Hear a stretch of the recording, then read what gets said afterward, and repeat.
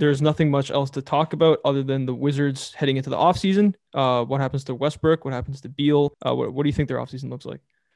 So one of the common, more realistic options is they fire their coach. They blame the serious loss on Westbrook's ankle injury and Bradley Beal not being 100%. They try to change role players by trading like Bertans, maybe Thomas Bryant, or they try to make themselves believe Thomas Bryant will be a huge game changer. Mhm. And they keep Westbrook Beal, get a new coach, get Thomas Bryant back in the mix, trade a couple of these role players who are just offensive players like Bertans for defenders, maybe trade a Rui Hachimura or a Denny for a good veteran that's able to play defense, and they kind of just rerun with Westbrook and Beal. That's the realistic option. That's the option that's probably going to happen, and that's the option we don't want to happen. What we want to see is them saying, "Hey, man, Bradley Beal's 28. We're not going to get enough to like retool with him in the next 3-4 years.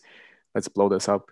Trade Bradley Beal to like a Pelicans, Mm. like Ingram pick or whatever, Mavericks. a Mavericks, a Celtics, Yeah. even like Miami. OKC, Yeah. wherever you get picks, wherever you get a bunch Yeah. of picks and a couple young players, trade Westbrook to maybe like the Clippers because they probably want a point guard after this Yeah. playoff disappointment. That's the only option I can think of for Westbrook. So hopefully the Clippers want him. so so that happily happens, and then they just kind of rebuild. They just trade the stars, rebuild. Mhm. They have a couple of the young 20-year-olds, like Thomas Bryant's only like 23. Rui Hachimura and Denny Avdija are only like 24, 23 as well. So Mhm. they still have a decent young front court. And if they really rebuild, get a bunch of picks, they could Mhm. maybe be a young, interesting, fun team. But I don't know if they're going to do that. They're probably going to go my first option, the realistic one, fire the Mhm. coach, try to retool around these two guys, and just blame the injuries as the reason for such a disappointing and poor season. But we just want to see Westbrook on a contender and Bradley Beal on a contender because this was his team just saying it. They have like 5 million or 7 million coming off the book, so it's gonna have to be trades.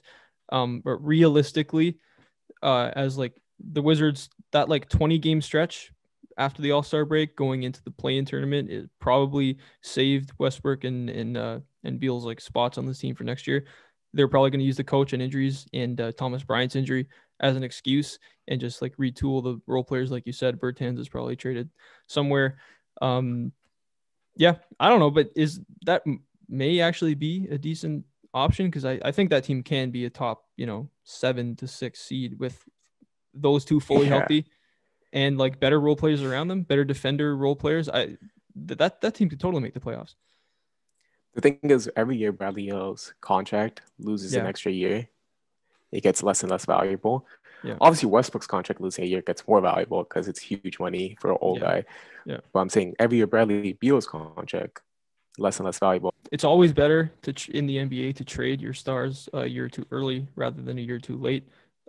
It's hard to do that with Westbrook, like you said, because his contract is getting more valuable and Beal's is getting less valuable. So where's the sweet spot? This is probably the sweet spot now, right? Because Beal has how many years left? 2, 3? So this offseason, Westbrook will still have 2 years left on his deal, and Bradley Beal will have 2 years left on his deal. 2 years. If you So wait till two and next two. year where Bradley Beals has Yeah, one, yeah, that's he's gonna lose so much value. So yeah, I think this is the sweet spot. I think this is where you do it. I think Westbrook at 2 years, people are still gonna take yeah, flyers on him, especially Kawhi Leonard if he says, "Hey man, I don't want to play with Morris, Patrick Beverly, and Luke Kennard. Instead, give those three players and one pick and go get me Russell Westbrook." mm-hmm. Like the contracts match, Yeah, and those three yeah, players aren't really that good. yeah. So I can see that happening. And people are saying, why would the Wizards accept that? It's just three smaller contracts. Patrick Beverly's a 1 year expiring. Uh, Morris's contract at 16, 15 million, you can move. Luke Kennard's contract at like 12 million is movable.